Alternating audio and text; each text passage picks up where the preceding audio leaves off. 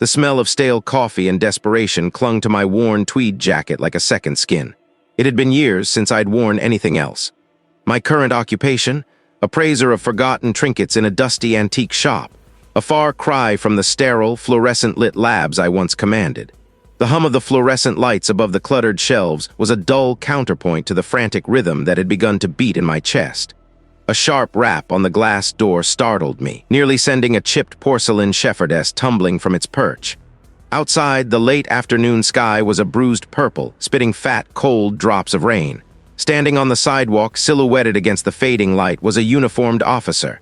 His face was obscured by the brim of his hat, but the urgency in his posture was unmistakable. My gut clenched. This wasn't a customer looking for a bargain. He pushed the door open, the bell above it letting out a pathetic little jingle. "Thomas?" he asked, his voice gruff, amplified by the damp air. I nodded, my throat suddenly dry. "That's me." I gestured vaguely around the shop. "Though I doubt this is what you're looking for." He didn't crack a smile. "We need you, down at the old wharf." He paused, letting the words hang in the air, heavy with unspoken implication. "It's like the Miller case." The Miller case. The words hit me like a physical blow. My hands, usually steady when handling delicate artifacts, began to tremble. I hadn't heard that name spoken aloud in nearly a decade, not by anyone official. It was the case that had broken me, the one that had driven me from the forensic world, leaving behind a trail of unanswered questions and a reputation in tatters. "I don't do that anymore," I said, the words feeling hollow even to my own ears.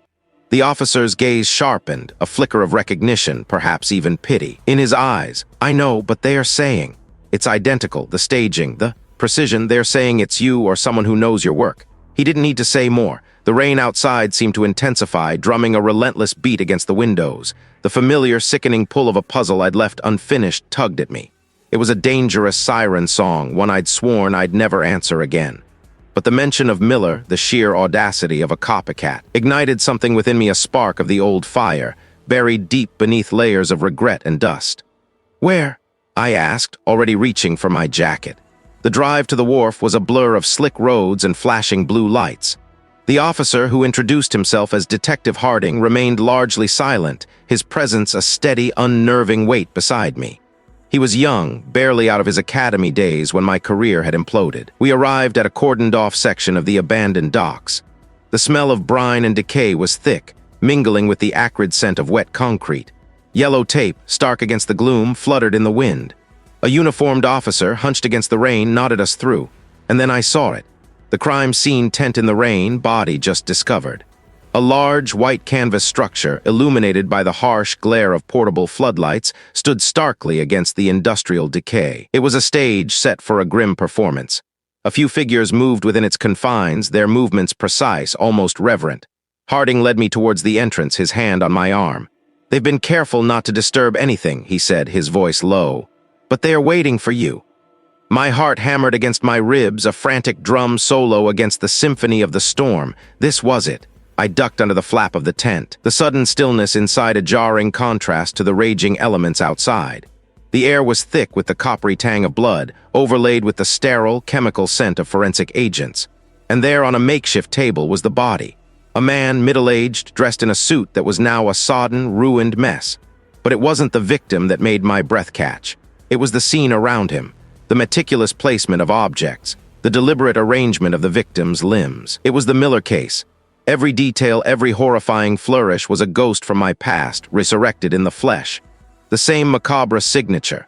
My gaze swept over the scene, my mind racing, cataloging, dissecting. It was like looking into a distorted mirror, reflecting a nightmare I thought I'd buried forever. This wasn't just a copycat. This was someone who knew me, someone who knew my failure, and they were sending me a message. The smell hit me first, a sickeningly sweet perfume that fought a losing battle against the metallic tang of blood. Even through the canvas of the crime scene tent in the rain, body just discovered, the stench was potent. Rain drummed a relentless rhythm on the fabric overhead, each drop amplifying the thrumming in my temples. My breath hitched. This wasn't just any crime scene. It was the crime scene, or at least a chilling echo of it. A uniformed officer, his face grim and etched with fatigue, stood by a makeshift table, his hand hovering over a stack of files. He looked at me with a mixture of suspicion and grudging respect. "You're Thomas?" he inquired, his voice rough. I nodded, my throat tight. "That's me." They replied you knew something about this kind of thing, he added, gesturing vaguely at the sheet-draped form on the gurney. I stepped closer, my gaze drawn to the glint of something beneath the plastic. A small, intricate silver locket lay next to the victim's outstretched hand. My breath hitched again. It was identical to the one found at the scene all those years ago, the same one I'd meticulously documented, photographed. Then in my own private hell lost. The locket, I murmured more to myself than to the officer. It's the same. He frowned, his eyes flicking from me to the locket. Same as what? Nothing, I answered, forcing the word out. Just a detail. I knelt, my fingers itching to examine it, to feel its cool weight, to see if the minuscule scratch near the clasp was still there. But I stopped myself. This wasn't my scene anymore, not officially. Detective Miller wants to see you, the officer said, his tone softening slightly. He's the lead on this, said you were instrumental in his early career. Instrumental, a polite way of saying I'd been the one who'd made his name on the back of my spectacular failure. I stood, brushing imaginary dust from my trousers. Where is he? He pointed to a larger tent further down the muddy path, its entrance illuminated by a harsh, flickering lantern. A few other figures, clad in dark raincoats, milled about inside. As I walked, the rain plastered my hair to my forehead, and the wind whipped at my coat. The one that had consumed me chewed me up and spat me out into a life of quiet obscurity. Until now. Detective Miller was younger than I remembered, his face sharper, his eyes holding a keen intelligence that belied his years. He was hunched over a laptop, the glow illuminating the lines of worry creasing his brow. Thomas, he responded, standing as I approached. He offered a hand and I took it. His grip was firm. Good of you to come, especially under these circumstances. Circumstances are never good, detective, I replied, my voice dry. Just the circumstances. He gave a tight smile. Indeed, I confess I wasn't sure you'd agree after everything. The locket, I cut to the chase. It's the same one. Miller's expression shifted, a flicker of surprise, then something akin to alarm. He glanced towards the smaller tent, then back at me. You recognized it? I would have to, I added, my gaze steady. I saw it before in a similar case, a long time ago. He leaned against the table, his arms crossed. The Harper case. You were on that, weren't you? The name hung in the air, heavy and suffocating. Yes, I was. And you never found the killer, he stated, not unkindly but with a pointed truth. No, I admitted, the word a bitter pill. I didn't. This victim, Miller continued, his voice dropping, is a woman named Alina Vance. He was found by a hiker about an hour ago, staged just like Harper. The positioning, the attention to detail, it's uncanny. He paused, eyes searching mine. The locket was around her neck, tucked under her collar. My stomach twisted. The Harper victim, a young woman named Sarah Harper, had been found with an identical locket placed carefully over her heart. I remembered sketching it, analyzing its composition, its faint engravings. It had been our only tangible link to the killer, and it had led nowhere. What else? I questioned, my mind already racing, sifting through old case files, forgotten details. Anything else that felt familiar? Miller hesitated. There was a book, a worn copy of The Raven by Edgar Allan Poe, The Raven, of course. Harper had been found with a tattered copy of the same poem, a single line underlined in faded ink, nevermore. You know this killer, Thomas, Miller answered, his voice low and intense. Or at least you know his pattern. This isn't just a copycat. This killer wasn't just recreating the past, he was orchestrating it. And he was doing it for an audience of one. Me. The weight of it settled on my shoulders, a familiar, crushing burden. I was back in the game whether I liked it or not. And this time the stakes felt infinitely higher. The air inside the crime scene tent in the rain, body just discovered, was thick with the smell of wet canvas, ozone, and something else, something metallic and cloying that I knew too well. My boots squelched on the plastic sheeting covering the ground. Rain hammered against the taut fabric overhead, a relentless percussion that seemed to amplify the thumping in my own chest. Anything, Thomas? The lead detective's voice was a low rumble, barely audible over the storm. He stood a few feet away, his trench coat glistening, hands tucked into his pockets. I knelt beside the body, the harsh glare of the forensic lights glinting off the latex gloves I'd just pulled on.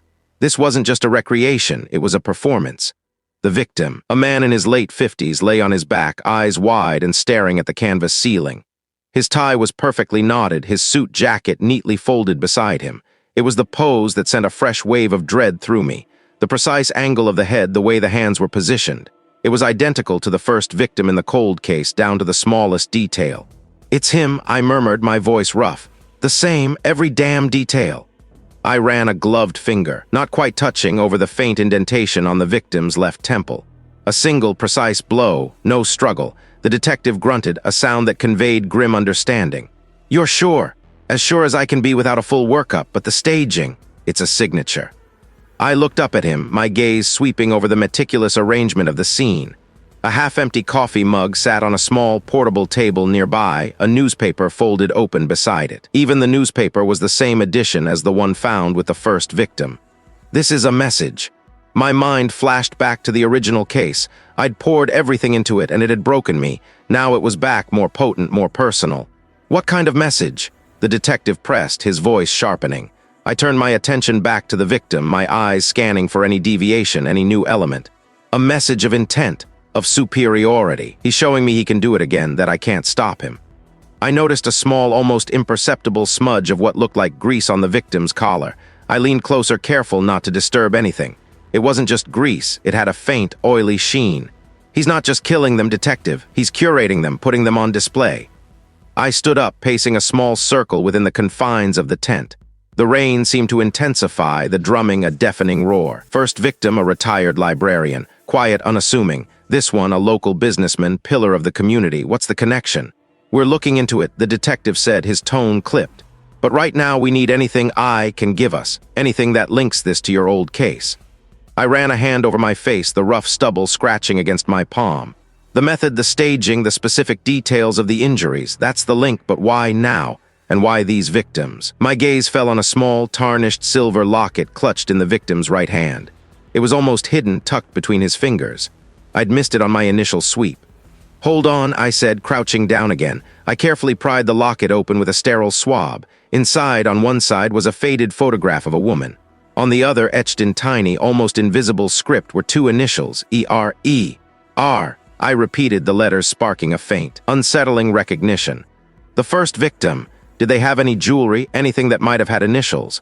The detective nodded. "A signet ring, we logged it. Initials J.P., it's in evidence." "J.P. and E.R.," I mused, standing up. "No obvious connection, no shared business interests, no known social circles. This killer is laying a trail, but it's deliberately misleading, or I'm missing a crucial piece." My mind raced, sifting through the fragments of the original case file, buried deep within my own memory. The librarian, the businessman, different lives, different circles, yet bound by death and now by a shared macabre tableau. Suddenly, a sharp, metallic glint caught my eye near the victim's left shoe. I moved closer, my heart giving a strange, heavy lurch. It was a small, intricately carved wooden bird, a robin. It was identical to one I'd found at the first crime scene, tucked beneath the librarian's outstretched hand. I'd kept it, a grim souvenir of my failure. "No," I breathed, the word escaping my lips before I could stop it. This wasn't just a message, it was a taunt. The killer was leaving breadcrumbs, not for the police, but for me. He knew what I'd found, he knew what I'd kept. The robin, the locket, the precise staging. It all coalesced into a terrifying certainty. The killer wasn't just mirroring the past. He was actively engaging with it, forcing me to relive my greatest failure. And he was enjoying every second. The weight on my shoulders felt heavier than ever, a suffocating shroud of guilt and renewed determination. I had to stop him, not just for the victims, but for myself, for the ghosts that had haunted my sleep for years. This time, I wouldn't let him slip away. The rain hammered against the taut canvas of the crime scene tent, each drop a tiny drumbeat against the suffocating silence. It was a familiar sound, one that had soundtracked too many grim discoveries in my career. This time, though, it felt different, more personal. The sharp, metallic glint I'd seen earlier near the victim's outstretched hand was a small, tarnished silver locket. I picked it up with a gloved finger, turning it over. Inside, faded and almost imperceptible, were two tiny portraits, a woman and a child. "Anything, Thomas?" uniformed officer at the tent flap asked, his voice a low rumble against the storm. I shook my head, my gaze fixed on the locket. "Just details, nothing that screams motive yet." But my mind was already racing, piecing together the fragments, the original case, the librarian Evelyn Reed found in her quiet apartment, the businessman Arthur Croft discovered in his opulent study. Two lives, seemingly worlds apart, yet linked by a chillingly similar, both staged, both theatrical, and now this. "The preliminary report from the ME office isn't back yet," the officer continued, stepping inside, his boots crunching on the damp ground. "But from what I can see, it's the same MO, precise, almost ritualistic."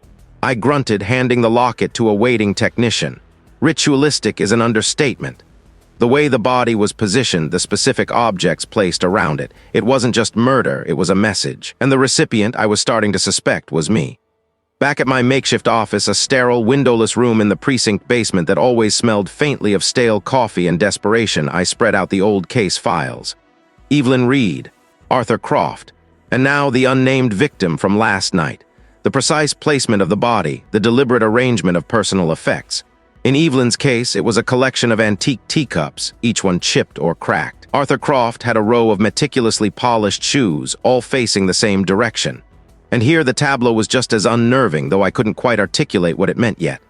I stared at the photographs, the faces of Evelyn and Arthur staring back. Evelyn with her kind eyes and perpetually ink-stained fingers. Arthur with his sharp suit and an aura of quiet authority. They had nothing in common, according to the original investigation. No shared acquaintances, no overlapping social circles, no financial ties. Yet the killer had seen a connection, or more disturbingly, created one. My downfall had been tied to that case. A rookie mistake, they'd called it, a lapse in judgment. I'd pushed too hard on a tangential lead, a witness who'd later recanted, and it had cost me. My reputation, my career, my standing in the forensic community. I'd been sidelined, relegated to administrative tasks, my hands tied while the real work continued without me. Until now. A colleague entered the room, a young woman with sharp eyes and an even sharper mind. "Anything new, Thomas?" He wondered, his voice tinged with a professional curiosity that I knew hid a deeper skepticism. There has to be something we missed. She leaned closer, her gaze scanning the photos. The original investigation concluded there was no link, the words sharper than I intended, and they don't leave clues that only someone intimately familiar with the original investigation would understand. My colleague raised an eyebrow. What kind of clues? I hesitated, the locket, the specific arrangement of objects, the subtle, almost imperceptible details that screamed of a personal connection. Just patterns, I responded, deflecting. Things that don't fit the initial findings.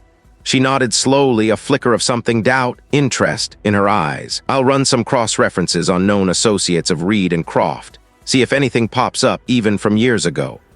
As she left, I turned back to the files. The killer knew the original case. They knew my involvement, and they were taunting me using the same macabre artistry that had once been my undoing. Was this about Evelyn, about Arthur, or was it about me, the disgraced forensic scientist who had failed them both?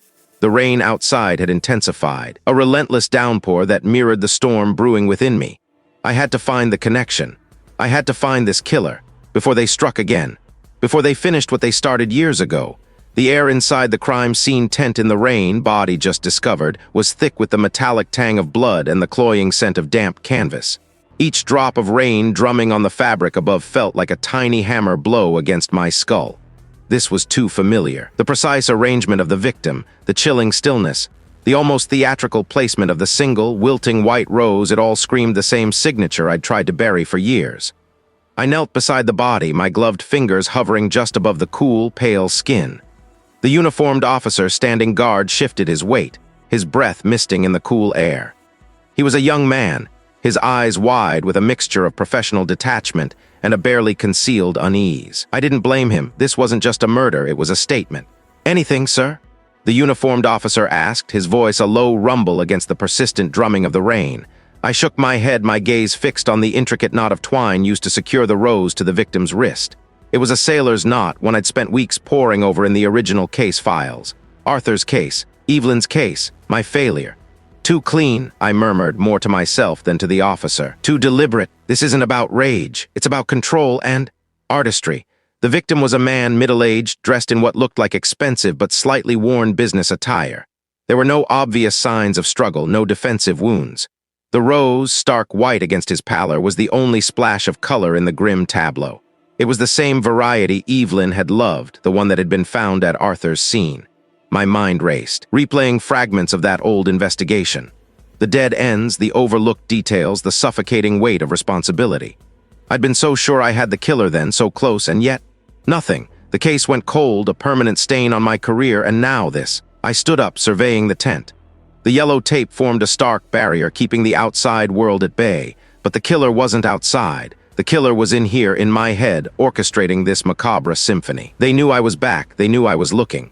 "I need to see the entry point," I told the uniformed officer. He gestured to the back of the tent. We secured it as soon as we arrived. No forced entry. Looks like they were let in. I walked over, my eyes scanning the ground. The rain had washed away a lot, but I noticed a faint scuff mark on the canvas near the base. It was small, easily missed. I crouched down, pulling a small evidence bag and tweezers from my kit. Not from the victim's clothing, not from the tent itself. It was synthetic, a cheap, coarse material. "This is new," I said, holding the bag up. "The original killer, they were meticulous, used natural fibers always. This feels different, almost like a deliberate misdirection." The uniformed officer peered at it. "What do you think?" "I think," I said, my voice low, "that our killer wants me to think this is someone new, someone sloppy, but the staging. The rose, that's not sloppy, that's a calling card." I stood, my gaze sweeping over the scene again. The killer was playing games, and I was walking right into their trap. But what if I turned the tables? What if I used their own obsession against them? "I have an idea," I said, a dangerous glint in my eyes. "I need a team, discreet. I need them to set up a perimeter around the abandoned warehouse down by the docks, the one with the broken skylights, and I need them to plant something specific." I turned to the uniformed officer. "I want them to leave a sample of a specific chemical compound, something that will degrade quickly in the open air but leave a trace on anything it touches, something that will appear in a preliminary sweep but vanish with a more thorough analysis, something only a forensic chemist would recognize, and I want them to leave it, conspicuously." The officer nodded, pulling out a small notebook. "What kind of compound?" "A modified ester," I said, ticking off the details in my head. "Something volatile, easy to synthesize, but with a unique isotopic signature, enough to make them think they've found something concrete, something traceable." My plan was audacious. I would lure the killer, bait them with a false trail, a scent they couldn't resist. They were so confident, so sure of their superiority. They wouldn't be able to resist investigating the anomaly, the deviation from the meticulously planned scene. And when they did, I would be waiting. I spent the next few hours coordinating the operation. The rain had lessened to a steady drizzle, but the air remained heavy with anticipation. The warehouse was a decaying behemoth, its skeleton of rusted steel exposed by shattered windows. The scent of brine and decay hung in the air, a stark contrast to the sterile scent of the chemical I'd specified. I watched from a distance as the team discreetly placed the bait. It was designed to be found, to be irresistible. Then we waited. The drizzle had stopped, but the sky remained a bruised, unbroken gray. I felt a prickle of unease, a familiar sensation that always preceded the worst. Had I miscalculated? They was the killer too clever, too patient. They moved with an unnerving grace, their steps silent on the damp concrete. They were heading straight for the vial. My heart gave a lurch. This was it. I signaled to the team, my muscles tensed, ready to move. But then something happened.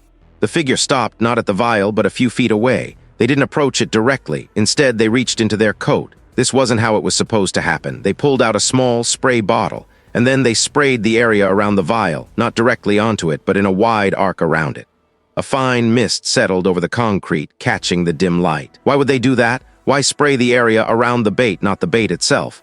I waited, my breath catching in my throat, for the team to move in. But they hesitated, their own confusion evident. Then I saw it.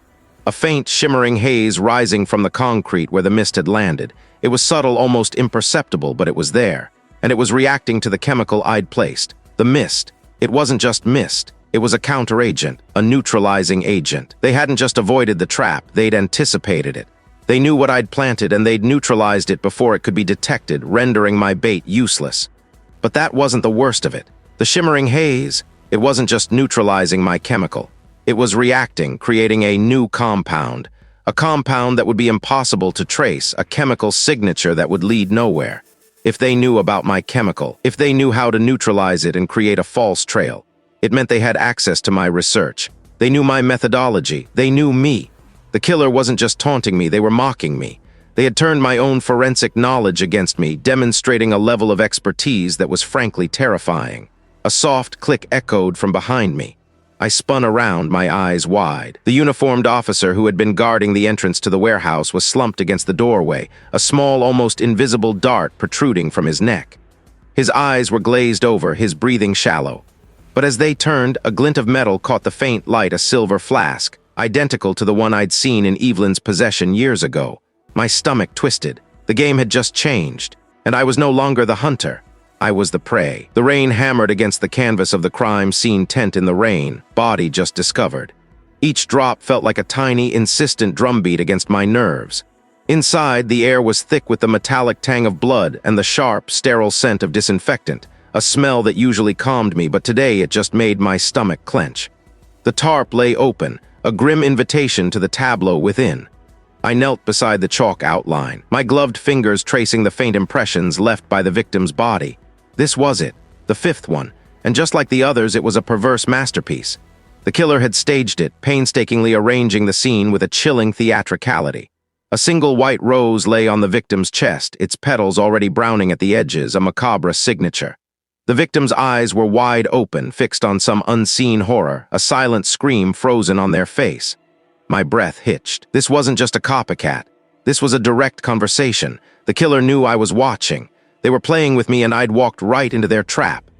My audacious plan, the one I'd so meticulously crafted, had backfired spectacularly. Instead of luring the killer, I'd become the bait. A cold dread, unlike anything I'd felt in years, began to seep into my bones. I'd been so focused on proving the killer's connection to the old case, on seeing the pattern, that I'd overlooked the most crucial element. The killer wasn't just mimicking the past, they were reacting to me. My involvement, my renewed interest, had clearly triggered this escalation. "Anything, Thomas?" The lead detective's voice was a low rumble cutting through the drumming rain. He stood just outside the immediate perimeter, his face a mask of professional detachment. I shook my head, my gaze still fixed on the scene. "It's too perfect. It's like they're taunting us." "They're taunting you," he corrected, his tone devoid of accusation, but the truth of it stung.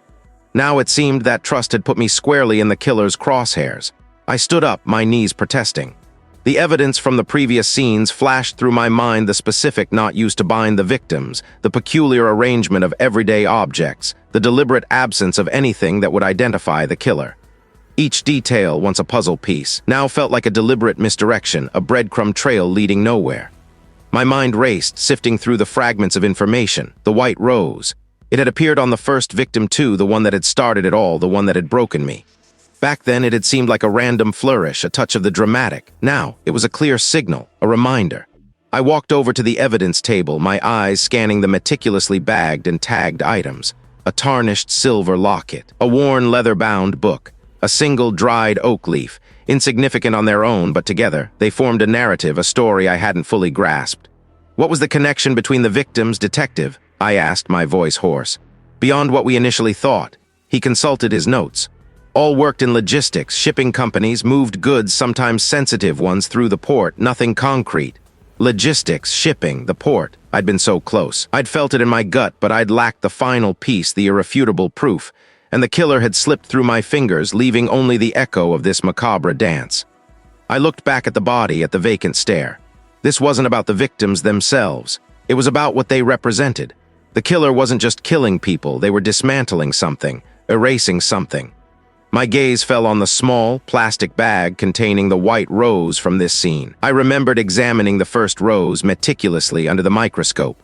There had been a faint discoloration on one of the inner petals, almost imperceptible. I dismissed it as pollen or a natural imperfection. But what if it wasn't? What if it was a trace of something else? A sudden thought, sharp and unwelcome, pierced through the fog of my exhaustion. What if I'd been looking at the wrong motive all along? What if the killer wasn't enacting revenge for something that had happened to them, but for something they had done? I needed to go back to the beginning. Not just the beginning of these murders, but the beginning of that case. The one that had haunted my nightmares for years. The one I'd failed to solve. The killer was forcing me to confront my past, not just to catch them, but to understand them. And I had a sinking feeling that understanding them would mean understanding myself a lot better, too. The rain outside intensified, mirroring the storm brewing within me. This wasn't just about finding a killer anymore.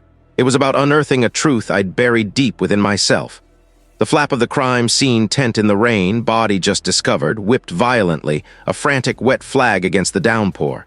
I ducked inside, the air thick with the metallic tang of blood and the acrid bite of ozone from the lightning that split the sky every few minutes.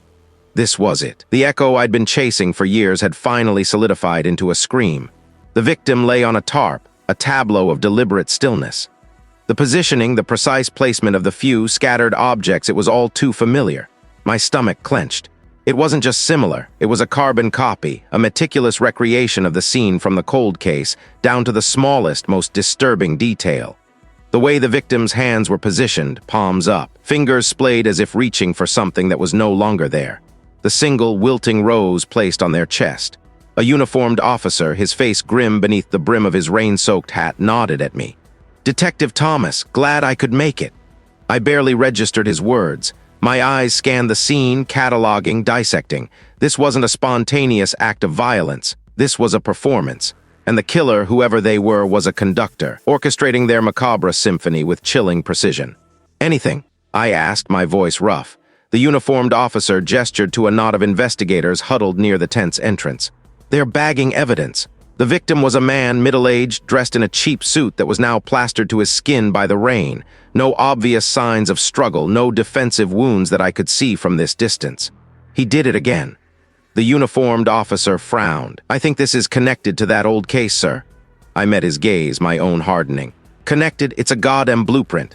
The frustration, the gnawing guilt that had been my constant companion for a decade threatened to overwhelm me. I pushed it down, forcing myself to focus. This was no time for introspection. This was about stopping him. I knelt beside the body, my gloved fingers hovering inches above the rose. This rose, the same type, the same placement. My mind raced, sifting through the case files I'd memorized, the photographs, the witness statements that had led nowhere. A forensic technician, a young woman with sharp eyes and a no-nonsense demeanor, approached me. We found something, on the victim's left hand. She held up a small evidence bag. Inside, resting on a piece of sterile white cloth, was a tiny, intricately carved wooden bird. My breath hitched. The bird, I knew that bird. It was a detail I'd overlooked, dismissed as a sentimental trinket. I'd assumed it was a personal item, a memento, but now... And I missed it, twice. The implications slammed into me. This wasn't just about a copycat. The rain hammered down, each drop a percussive beat against the canvas of the tent. The lightning flashed again, illuminating the scene in stark, fleeting detail. In that blinding white light, I saw it. A subtle disturbance in the mud just beyond the perimeter of the tent. A scuff mark, too deliberate to be accidental. Someone had been watching, waiting. "He's here," I said, my eyes fixed on the mark. "He's watching us right now." The uniformed officer stiffened, his hand instinctively reaching for his sidearm. "Who?" "The killer," I replied, rising to my feet. He wanted me to find this. The meticulous staging, the mirroring of the past crime. It wasn't just about repeating a pattern. It was a message, a taunt. And the message was directed squarely at me. He knew my history. He knew my failures. He was playing a game, and I was his unwilling opponent. "I need to go," I told the uniformed officer, my voice tight with urgency. "He's not going to stop, not until I'm there." "Sir, we can't just—" "I can secure the scene," I interrupted, already moving towards the tent flap. "But I have to go. He's leading me somewhere." I pushed through the flap, the wind and rain immediately plastering my hair to my forehead. The scuff mark was clearer now, a faint trail leading into the dense woods. It was a trap, I knew, but it was also my only chance. The game was on, and this time I wouldn't be outsmarted. This time I would see it through to the end. The echo had become a roar, and I was ready to face the source. The yellow tape, already sagging under the relentless downpour, seemed to mock me. I ducked under it, the damp plastic brushing against my worn trench coat. Inside the crime scene tent in the rain, body just discovered, the air was thick with the metallic tang of blood and the sterile scent of disinfectant. A single powerful light cast long, distorted shadows, making the scene feel both stark and surreal. My colleague, a grim-faced woman I'd worked with on and off for years, knelt beside the tarp. He looked up as I approached, his eyes heavy with exhaustion and something else. A weary understanding. "Thomas," he added, his voice barely a whisper above the drumming rain. "You came."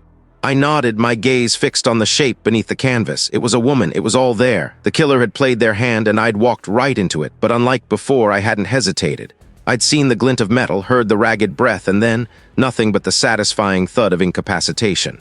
"Who is she?" I inquired, my voice rough. "Local librarian," my colleague replied, her gaze returning to the body. No apparent ties to anything unusual, just gone. She gestured to a small, ornate silver locket clutched in the deceased's hand. This was placed there deliberately. My breath hitched. The locket. The killer hadn't just mimicked the murders, they'd left a personal calling card, a taunt. But this time I'd caught them, or rather him. I moved closer, my forensic training kicking in despite the emotional turmoil churning within me. The rain outside intensified, a furious drumming against the canvas, but inside a strange calm had settled over me. The killer was in custody, secured in one of those nondescript concrete buildings the authorities favored for, holding people. They'd confessed, of course. The confession was a flood of words, a twisted justification that made my stomach churn. He'd done it all he'd admitted to make me see, to make me understand. Understand what? That I was a failure, that my inability to solve his earlier crimes had driven him to escalate. The thought was a bitter pill. We found him near the old mill, my colleague continued, her voice a low drone. He didn't resist, just waited. I knelt, pulling on a pair of fresh gloves. The victim's face was serene, almost peaceful, a stark contrast to the violence that had clearly occurred. I noted the precise placement of the body, the subtle details that screamed premeditation. It was art, in a grotesque, horrifying way. He replied he wanted you to have the final piece, my colleague added, her voice tight. My eyes scanned the immediate area around the body. There was no other object, no further clue left behind. The confession had been thorough, detailing every agonizing detail of his crimes, but it offered no insight into his ultimate motive, beyond the perverse need to engage me. He'd wanted a dance, and I'd finally stepped onto the floor. The locket, answered, pointing. It's the same design, the same inscription, if I'm not mistaken. I leaned closer, the faint script barely visible. Ad astra, to the stars, a phrase that had haunted my dreams for years. My colleague sighed a heavy sound. He confessed to everything, Thomas, it's over. Over. I looked at the woman beneath the tarp, a life extinguished. I thought of the others, the ghosts that had followed me for so long. I had found the killer, had brought him to justice. But the victory felt, muted. The scars remained. I stood, the rain still pounding. The wind whipped through the tent, a mournful cry. I need to see him, I responded, the words surprising even myself. My colleague hesitated. Thomas, the confession is solid. There's no need. I need to see him, I repeated, my gaze locking with hers. There was a question in her eyes, a concern that I brushed aside. This wasn't about closure for me. Later, in the sterile interview room of the precinct, he sat across from me. The man who had woven his twisted logic into the fabric of my life. His eyes, once sharp and intelligent, now held a disturbing placidity. He'd confessed, yes. He'd provided the answers I'd craved for years. He had sought a connection, a twisted form of recognition, and I had given it to him. Why? I questioned, the single word carrying the weight of years of unanswered questions. He offered a faint smile, a gesture that sent a shiver down my spine. You were the only one who could see the patterns, Thomas, the only one who understood the artistry. I needed an audience. The truth, when it finally arrived, was not a triumphant fanfare, but a quiet, desolate echo. I had solved the case. The killer was caught. But as I walked out of the precinct, the rain had stopped, and a pale, watery sun was attempting to break through the clouds. The world was still here, functioning, oblivious to the personal storm I had weathered. I had faced my past, confronted my demons, and emerged not unscathed, but irrevocably changed. I had played the game, and I had won. But the prize was a heavy one, a burden I would carry long after the tape was pulled down and the yellow markers were cleared away. The game was over, but the echoes would linger.